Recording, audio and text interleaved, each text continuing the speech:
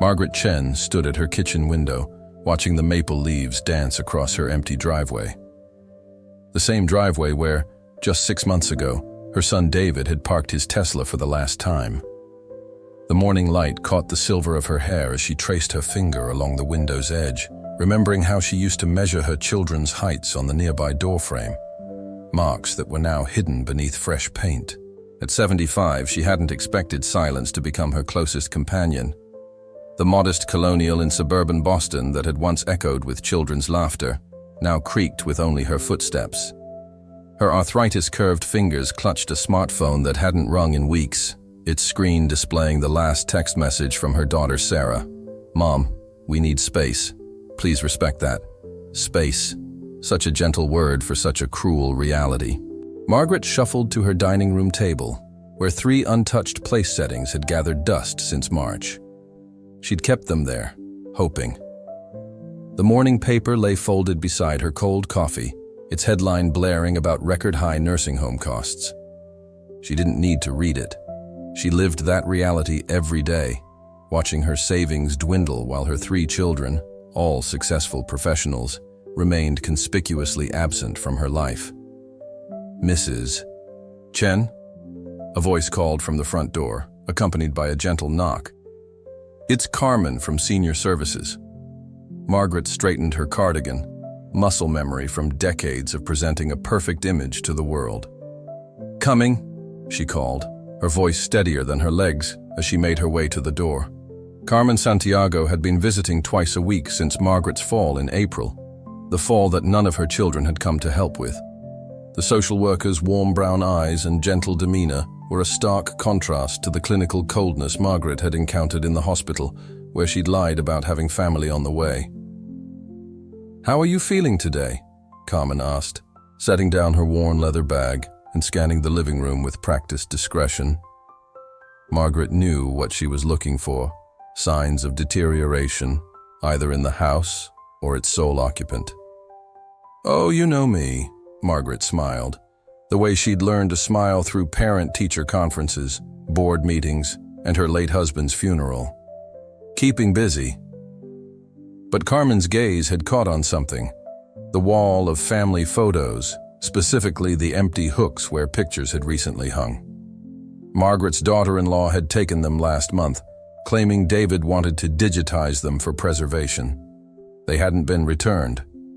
"Would you like some tea?" Margaret offered, already moving toward the kitchen. Hosting was a rhythm she could still perform blindfolded, even if her audience had dwindled to occasional social workers and the monthly meter reader. "Margaret," Carmen's voice was gentle but firm, "we need to talk about your options." Options. Another soft word for hard truths. Margaret's fingers trembled as she reached for the cabinet door. Behind it, bills had begun to stack up. Not because she couldn't pay them, but because some days the task of opening envelopes felt as insurmountable as breaching the wall her children had built around themselves. "I've been managing just fine," Margaret said, her back still turned. She could hear Carmen settling onto the sofa, the same spot where David had sat 6 months ago, explaining why he needed to be removed from her healthcare proxy. "Changes in the family structure," he'd said, as if they were discussing a business reorganization rather than severing a lifetime of trust.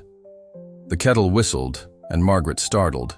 She'd forgotten she'd put it on earlier, before losing an hour staring at her phone's empty notification screen. As she poured the hot water over tea bags, her mind wandered to last Thanksgiving, the last time all 3 children had been together under her roof. There had been tension then, though she hadn't recognized it as the precursor it was. Sarah had questioned her investment choices, suggesting she'd been careless with her retirement planning. Michael, her youngest, had remained suspiciously quiet during the discussion, tapping away at his phone. And David, her firstborn, had exchanged loaded glances with his wife whenever Margaret mentioned the grandchildren. "The thing is," Carmen was saying as Margaret returned with the tea, "there are programs designed specifically for seniors in your situation. Financial assistance, community support." "My children are very successful," Margaret interrupted, a reflex she couldn't seem to break. "David's law firm just made him partner." Sarah's tech startup was featured in Forbes, and Michael... She trailed off, realizing she didn't actually know what Michael was doing now. He'd changed jobs recently, she thought, but the details were as hazy as the fog creeping across her front lawn. Carmen set her untouched tea aside. Success doesn't always translate to support, Margaret, and there's no shame in accepting help from other sources. The shame, Margaret wanted to say, wasn't in accepting help. It was in needing it when she'd raised 3 children who lived within an hour's drive. The shame was in checking Facebook to see pictures of her grandchildren at parks she'd never been invited to visit. The shame was in pretending, every Sunday at church, that her children were just too busy with their own lives to attend, rather than admitting they'd deliberately chosen to excise her from theirs. "Did I tell you David's oldest made honor roll?" Margaret reached for her phone, then remembered she'd been unfriended from the family's social media months ago. "He's always been so bright, just like his father." Carmen's expression softened with something worse than judgment. Pity. "Margaret, when was the last time you actually spoke to David?" The question hung in the air like smoke, acrid and suffocating. Margaret's hands found the edge of her sweater, worrying a loose thread. The truth was, she'd begun to lose track of time. Days blurred together in a house too big for one person, marked only by Carmen's visits and the weekly calls from Dr. Patterson's office confirming appointments she increasingly couldn't afford to keep. "They're just busy," Margaret said, but her voice had lost its certainty. "This generation, they have so many demands on their time. Work, children, social obligations. And you?" Carmen pressed gently. "What demands do you allow on your time?" The question struck Margaret like a physical blow. She'd spent decades being needed, as a mother, a wife, a PTA president, a community volunteer. Now, at 75, she found herself in the inverse position, needing rather than needed, and discovering that the transition had somehow rendered her invisible to the very people she'd given her life to raising. The afternoon light was fading, casting long shadows across the room. Margaret could see dust motes dancing in the remaining sunbeams, reminding her of how Sarah used to chase them as a toddler, calling them fairy dust. Now Sarah chased venture capital instead, and her once weekly calls had dwindled to automated birthday texts. "I have my routines," Margaret said finally. "The garden needs tending. I'm thinking of joining the senior center's book club." She didn't mention that she'd been thinking about it for months, unable to cross the threshold of admitting she needed new connections to replace the familial ones that had inexplicably dissolved. Carmen reached into her bag and pulled out several brochures. "I'd like you to look these over. There's a support group that meets on Thursdays for parents in similar situations, and these are some resources for legal assistance in case you want to review your estate planning." Estate planning? Margaret almost laughed. She'd already revised her will 3 times in the past 6 months, oscillating between disinheriting her children completely and maintaining the status quo, as if the threat or promise of inheritance might somehow rebuild the bridges they'd burned. "Did they tell you why?" Margaret asked suddenly, surprising herself with the question. "When you spoke to them?" Carmen's slight frown confirmed what Margaret had suspected. Her children hadn't returned the social worker's calls either. They'd become experts at walls, at distance, at what they called boundaries, and what felt to Margaret like abandonment. Sometimes, Carmen chose her words carefully, family dynamics are complicated by things left unsaid for too long. "Have you considered writing them letters?" Margaret's eyes drifted to the secretary desk in the corner, its surface cluttered with unopened mail. Inside the main drawer were dozens of unsent letters, each beginning with a different approach. Sometimes she was apologetic, though she wasn't sure for what. Sometimes angry, letting decades of sacrifices spill onto the page. Sometimes simply confused, asking for explanations she wasn't sure she wanted to hear. "They used to love getting mail when they were little," Margaret said softly. "Sarah especially. She'd check the mailbox every day, hoping for something with her name on it. Now she has her assistant screen her mail." The grandfather clock in the hallway, a wedding gift from Margaret's own parents, began to chime 4 o'clock. Carmen started gathering her things, and Margaret felt the familiar panic rising in her chest. Soon the house would be empty again, filled only with memories and questions. "Before you go," Margaret said, forcing steadiness into her voice, "could you help me with something? There's a box in the attic. Old photographs I've been meaning to organize." Carmen checked her watch, but nodded. As they climbed the stairs, Margaret leaning heavily on the banister, she couldn't help but remember how David used to slide down these same rails, despite her constant warnings. How Sarah had once fallen and knocked out a baby tooth, leading to a midnight emergency dental visit. How Michael had helped her carry boxes up here after John's funeral, both of them too grief-stricken to properly sort through his belongings. The attic air was thick with dust and decades of accumulated life. Margaret made her way to a corner where several boxes sat labeled in her neat handwriting. Christmas 1992, school projects, baby clothes. "I've been thinking," she said, running her hand along a box's edge, "about donating some of these things to young families who might need them." Carmen helped her lift down a box, and together they sat on the attic floor, surrounded by the physical artifacts of a family that now existed only in Margaret's memory. As she opened the first box, a familiar scent wafted up, a mixture of mothballs and old paper that somehow smelled like time itself. Inside were report cards, crayon drawings, Father's Day cards made from construction paper. Margaret lifted out a particularly elaborate one, its surface covered in glitter that still shed onto her hands after 30 years. "To the best dad ever," she read aloud, her voice catching. "Love, David." "Margaret," Carmen said softly, "what happened 6 months ago?" The question pierced the dusty attic air like a shaft of unwelcome light. Margaret's hand stilled on the old card, and she found herself staring at the childish handwriting until it blurred before her eyes. "I made a mistake," she whispered finally. "At least, they say I did. I was trying to help." The mistake, as her children called it, had started with love, as most catastrophic family rifts do. Margaret lowered the glitter-covered card back into its box, her mind returning to that February evening when everything began to unravel. She'd received a call from Michael's wife, Rebecca, who was distraught about their mounting fertility treatment costs. 4 failed IVF attempts had drained their savings, and they were considering giving up their dream of having children. Margaret, sitting in her too-quiet house surrounded by photos of the grandchildren she already had but rarely saw, made a decision that seemed perfectly logical at the time. "I had the money," Margaret told Carmen, her fingers tracing patterns in the attic dust.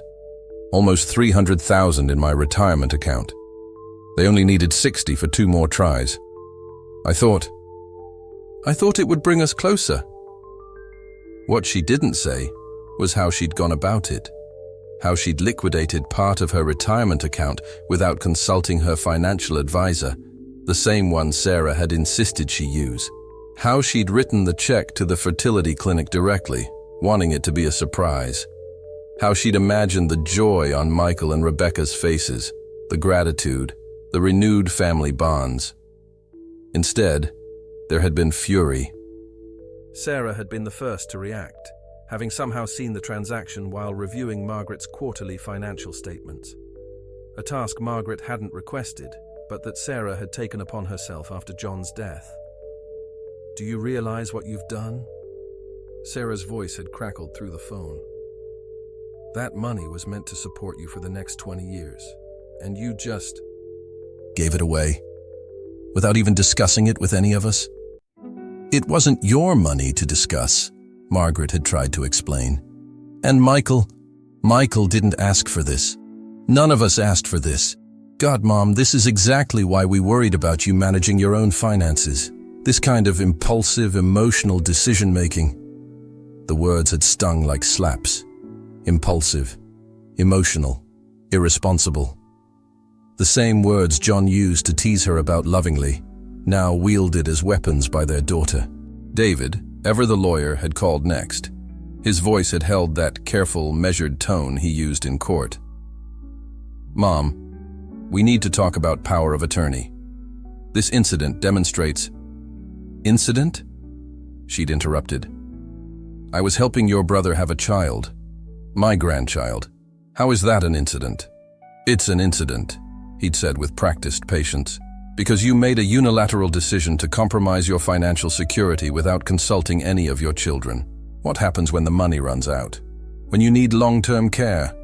Have you considered the burden this places on us?" Burden. The word echoed in the dusty attic as Margaret shifted, her joints protesting the hard floor. Carmen was watching her carefully, probably noting every grimace for her report. "The funny thing is," Margaret continued, pulling another item from the box, a Mother's Day card signed by all 3 children. "Michael never cashed the check. He sent it back with a note saying they'd decided to stop trying. But by then, the damage had been done. The children had held a family meeting without her and decided that her judgment could no longer be trusted. David drew up papers. Sarah contacted financial advisors. Michael simply stopped taking her calls. They said they were protecting me," Margaret's voice hardened, "from myself, from my emotional decisions. As if love for your children is something you're supposed to outgrow." Carmen picked up a small photo album that had fallen from the box. "May I?" Margaret nodded, watching as the social worker flipped through pages of birthday parties, school plays, family vacations. "They were such happy children," she said softly. "I keep trying to understand where I went wrong. When they stopped needing me.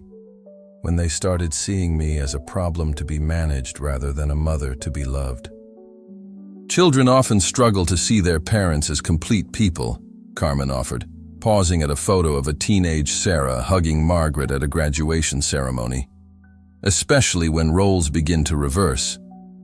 The role reversal. That's what David had called it, in one of their last real conversations. Mom, you have to understand. We're responsible for you now. Your decisions affect us all." But they hadn't been responsible, had they? They'd simply been controlling. The weekly calls had dwindled. The grandchildren's visits stopped. Even the Christmas cards came signed with just their names. No personal messages, no updates, no love. Margaret stood carefully, her knees cracking in protest. Through the small attic window, she could see her neighbor's daughter pulling into their driveway, arms full of groceries for her aging parents. Such a simple act of care. Yet it felt like watching a scene from another universe. "There are more boxes," she said, gesturing to the corner. "I should go through them all, decide what to keep."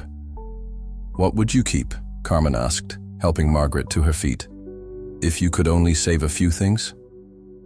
The question caught her off guard. She looked around the attic, at the physical remnants of 30 years of motherhood. Baby clothes she'd carefully preserved in tissue paper. School art projects labeled with proud dates and descriptions. Photo albums chronicling every milestone, every achievement, every moment she'd thought worth remembering. "I don't know anymore," she admitted. "Everything I thought was worth saving. They've already decided it's worthless." They made their way back downstairs, Margaret gripping the railing tighter than she'd like to admit.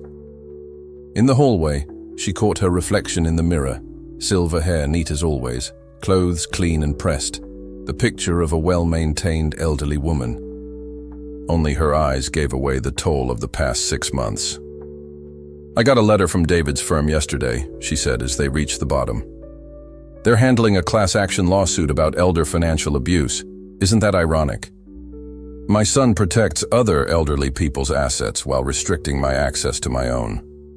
Carmen set her bag down again, clearly sensing there was more Margaret needed to say. "The thing is," Margaret continued, moving to the living room window where she could watch the maple leaves continuing their dance, "they're right about one thing.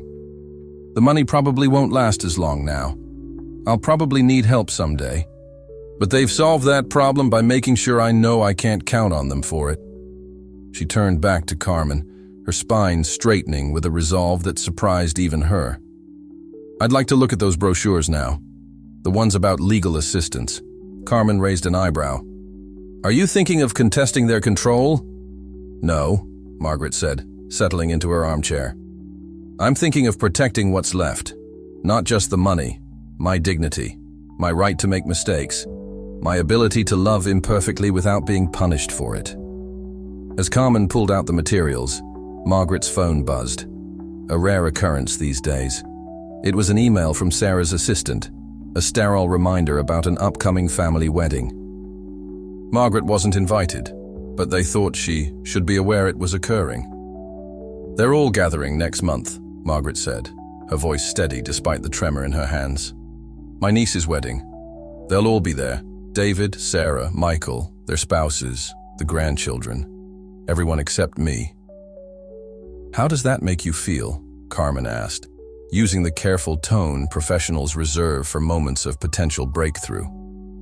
Margaret stood and walked to the secretary desk, pulling out one of her unsent letters. "It makes me feel like writing a different kind of letter.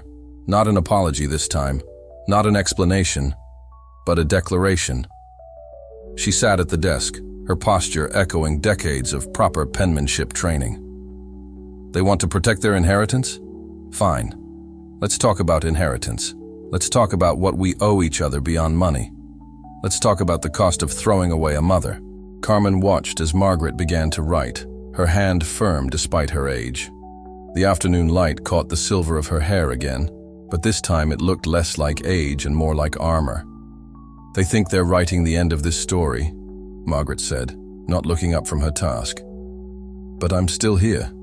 I'm still their mother, and I'm not finished yet."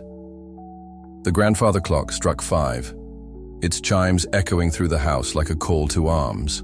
Outside, the maple leaves had stopped their dance, settling into the growing dusk. Margaret continued writing, each word a brick in a new foundation, not a wall to keep her children out, but a platform from which to reclaim her voice. "Same time next week?" Carmen asked, gathering her things. Margaret nodded, not looking up from her letter. "Yes. And Carmen, bring those support group details. I think I'm ready to meet other people who understand." As the social worker left, Margaret sat in her growing strength, surrounded by the ghosts of the family she'd had, and the reality of the woman she needed to become. The letter beneath her pen wasn't just to her children anymore, it was to herself, a roadmap for navigating the foreign territory of being unmothered by her own offspring. The house settled around her with its familiar creaks and sighs, but for the first time in months, the silence didn't feel like abandonment.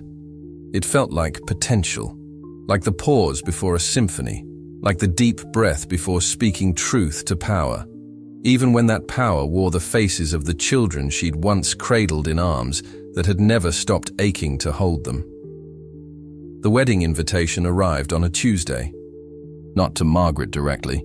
She'd learned about her niece Jessica's wedding through the sterile email from Sarah's assistant, but through a series of photos, her neighbor Linda texted her of the cream-colored envelope that had mistakenly been delivered to her mailbox instead. "Thought you should see this," Linda's text read. "Wasn't sure if you'd received yours."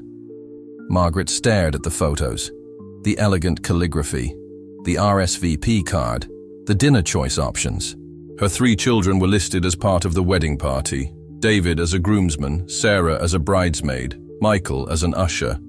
The wedding would be held at the same church where Margaret had married John 48 years ago. She was not listed anywhere. Her hands didn't shake as she set her phone down. That surprised her. 6 months ago, this would have sent her into a spiral of tears and self-recrimination. But something had changed in the weeks since she'd started attending Carmen's recommended support group. The group met in a sunlit room at the community center every Thursday. 12 chairs arranged in a circle, occupied by parents who understood what it meant to be erased by their own children. There was Tom, whose daughter had cut contact after he'd remarried. Eleanor, whose sons had taken control of her finances and gradually stripped away her independence. Robert, whose children had sold his house out from under him, claiming it was for his own good. They called themselves the forgotten ones, with a mix of gallows humor and defiance. "You know what the hardest part is?" Eleanor had said during Margaret's first meeting. "Everyone assumes you must have done something terrible, must have been abusive or negligent or cruel. Nobody wants to believe that sometimes children just stop loving their parents. It doesn't fit their worldview." Margaret had found her voice in that room. Week by week, story by story, she'd begun to understand that her experience wasn't unique, and that understanding had somehow made it both more bearable and more infuriating. Now, looking at the wedding invitation photos, she made a decision. She opened her laptop, a skill she'd recently mastered with help from the community center's tech classes, and began to write, "Dear Jessica, your wedding invitation was mistakenly delivered to my neighbor's house. While I understand I'm not invited, I wanted to send you my congratulations and share something with you about the church where you'll be taking your vows." She worked on the letter for hours, weaving in memories of her own wedding day, of Jessica as a flower girl at Sarah's wedding, of family traditions and shared history. Not pleading, not accusatory, just truth, offered like a gift that could be accepted or refused. When she finished, she printed 2 copies, one to mail to Jessica, one to bring to her next appointment with Dr. Harriet Chen, no relation, the therapist Carmen had recommended. "You're angry, Dr. Su," Chen had observed during their last session. "That's healthy. Anger is often more useful than grief." Margaret had been skeptical at first about therapy. It seemed self-indulgent, especially given her dwindling resources. But Dr. Chen had helped her see patterns she'd been blind to. How her children had gradually infantilized her after John's death. How her desire to help had been reframed as incompetence. How their protection had really been about control. The next morning, Margaret dressed carefully in her best suit, the one she'd worn to John's funeral, and drove to her lawyer's office. Not David's firm, of course, but a small practice specializing in elder law that she'd found through the support group. "Mrs. Chen," Patricia Goldman greeted her, reading glasses perched on her nose. "You mentioned on the phone that you wanted to discuss your estate planning?" "Yes," Margaret settled into the client chair, her posture impeccable. "I want to understand my options for protecting my autonomy while I'm still alive, not just distributing my assets after I'm gone." For the next hour, they discussed advanced directives, living wills, and ways to challenge the financial restrictions her children had put in place. Patricia took careful notes, occasionally raising her eyebrows at particularly egregious examples of overreach.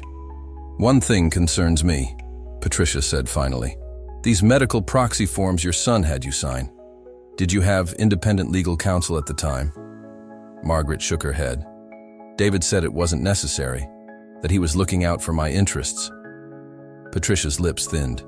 A lawyer having his mother sign legal documents without independent representation, that's ethically questionable, especially given the clear conflict of interest. Are you saying what they did wasn't legal? I'm saying we have grounds to challenge it. But Margaret, Patricia leaned forward, are you prepared for how your children might react? This would be a direct confrontation. Margaret thought of the wedding invitation she'd never received, of birthday parties she'd learned about through Facebook before being blocked, of Christmas presents returned unopened. "Yes," she said simply. "I'm ready." The legal process moved quickly after that. Patricia filed motions to review and potentially vacate the financial restrictions and medical proxy assignments. She also helped Margaret draft a new will, one that acknowledged her children but left the bulk of her estate to a foundation supporting elderly parents estranged from their families. The response was nuclear. First came the cease and desist letter from David's firm, written in cold legalese that couldn't quite mask his fury. Then Sarah's scathing email, accusing her of choosing pride over family. Finally, Michael left a voicemail that consisted mostly of disappointed sighs and phrases like, "We were only trying to help," and "Why do you always make things difficult?" Margaret took each communication to her support group, where it was dissected and discussed with the wisdom of shared experience. "Notice how they're not actually addressing your concerns," Tom pointed out. They're just angry that you're not playing your assigned role anymore." "The role of the compliant victim," Eleanor added with a bitter laugh. But the real confrontation came 3 days before Jessica's wedding. Margaret was tending her garden. She'd taken up growing vegetables, both as therapy and as a small act of self-sufficiency, when a familiar Tesla pulled into her driveway. David stepped out, looking every inch the successful lawyer in his tailored suit. Sarah emerged from the passenger side, her tech executive polish slightly wilted in the summer heat. And after a moment's hesitation, Michael climbed out of the back seat. Margaret straightened slowly, garden trowel still in hand. She'd imagined this moment countless times, but the reality was both more and less dramatic than she'd pictured. They looked smaller somehow, less like the towering figures who'd reshaped her life without her consent, more like the children who used to need her band-aids and bedtime stories. "Mom," David started, using his courtroom voice, "we need to talk about these legal proceedings." "Hello, David." Margaret's voice was calm. "Sarah, Michael, would you like to come in for tea?" They exchanged glances, clearly thrown by her composure. They'd expected tears, perhaps. Guilt. Instead, they found their mother in gardening clothes, dirt under her nails, looking at them with clear eyes and no visible desperation. "Mom, this isn't a social call," Sarah said, her CEO authority slipping slightly. "You're forcing us to take action we'd rather avoid." "Am I?" Margaret smiled slightly. "Like you avoided inviting me to Jessica's wedding?" Michael flinched at that. "Good. Let them feel something." "That's different," David interjected. "Family events are complicated right now because of your choices." "My choices?" Margaret's laugh held no humor.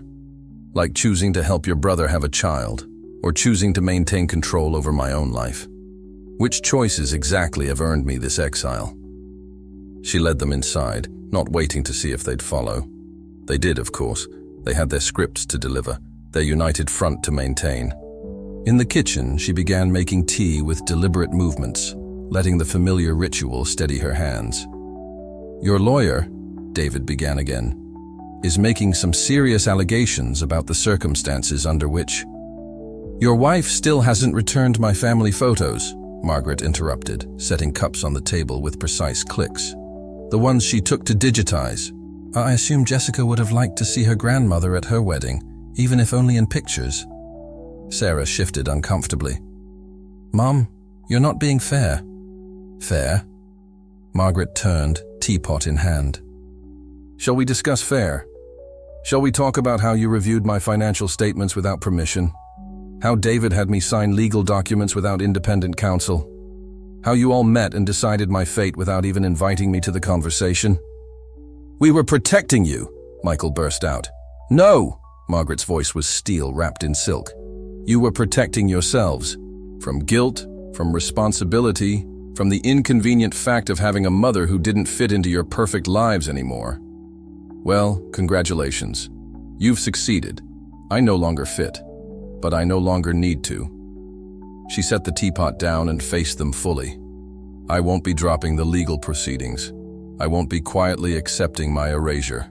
And I won't be begging for scraps of attention from children who've forgotten every sacrifice, every lesson, every moment of love I've given them." "Are you threatening us?" David's lawyer mask slipped, revealing the little boy who used to crawl into her bed during thunderstorms. "I'm setting boundaries," Margaret said, using their own language against them. "Isn't that what you taught me to do? Though I suppose you expected those boundaries to be drawn where you wanted them, not where I needed them." Sarah stood abruptly. "This was a mistake. You're clearly not in a rational state to discuss this." "I'm more rational than I've been in months," Margaret replied. "But you're right about one thing. This conversation is over. I have tomatoes to plant." They left in stages. Sarah first, her heels clicking angrily on the hardwood. David next, pausing at the door as if expecting her to call him back. Michael last, lingering in the kitchen doorway with an expression she chose not to interpret. After they were gone, Margaret returned to her garden. The soil was warm beneath her knees, rich with promise. She planted her tomato seedlings with care, each one a small act of faith in the future. Above her, the maple trees rustled their leaves in the summer breeze, witnesses to both endings and beginnings. Her phone buzzed, a text from Eleanor. "We're all here when you need us." Margaret looked at her dirt-covered hands, thought of the tea cooling on her kitchen table, of the legal papers in Patricia's office, of the wedding invitation she'd never receive. She typed back a single word: "Thanks." Jessica's wedding came and went. Margaret watched it unfold through Linda's Facebook feed, the only window she had left into her family's world.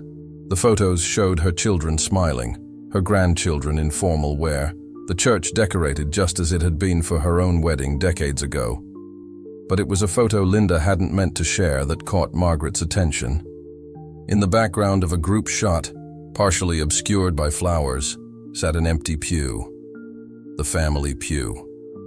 Her pew. No one had taken her place. The legal proceedings moved forward with the steady rhythm of justice. Patricia proved to be a formidable advocate, methodically dismantling the walls her children had built. David's firm withdrew from representing him in the matter, citing ethical concerns. Sarah's financial oversight was deemed unauthorized. Michael's silence became legally irrelevant. One by one, the restrictions fell. But victory tasted different than Margaret had imagined. Each legal win felt hollow, each restored freedom shadowed by the cost of claiming it. The support group understood. They'd warned her that winning wouldn't feel like winning. It would feel like surviving. "Mrs. Chen," Patricia called one autumn morning, "the judge has made a final ruling. You have full control of your accounts again, and the medical proxy has been returned to your original choice." Margaret thanked her and set the phone down carefully. Outside, the maple trees were turning golden, preparing for their annual surrender to winter. She'd planted bulbs beneath them, a promise to herself about seeing another spring. The doorbell rang.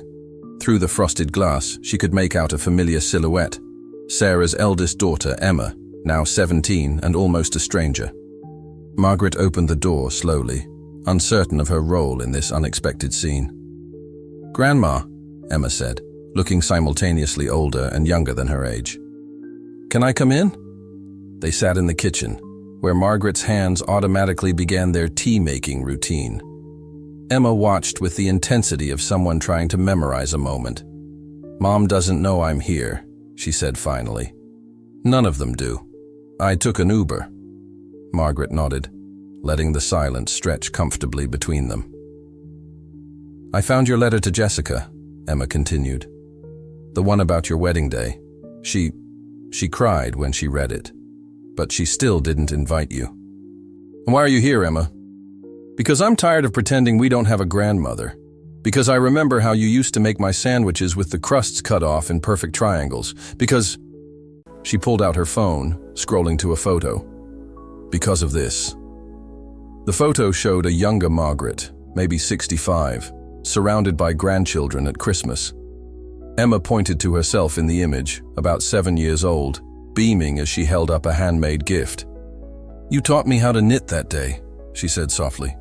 "Mom said I was too young, that I'd hurt myself with the needles. But you said sometimes we have to trust people to grow into their capabilities." Margaret's hand stilled on her teacup. "Your mother wasn't wrong to want to protect you." "No," Emma agreed, "but she was wrong about how to do it. Just like..." She trailed off, but the parallel was clear. They talked for hours. Emma shared stories from the years of silence, holidays that felt incomplete, questions that went unanswered, the weird dance of pretending a vital family member had simply ceased to exist. "They're not bad people," Emma said as the afternoon light began to fade.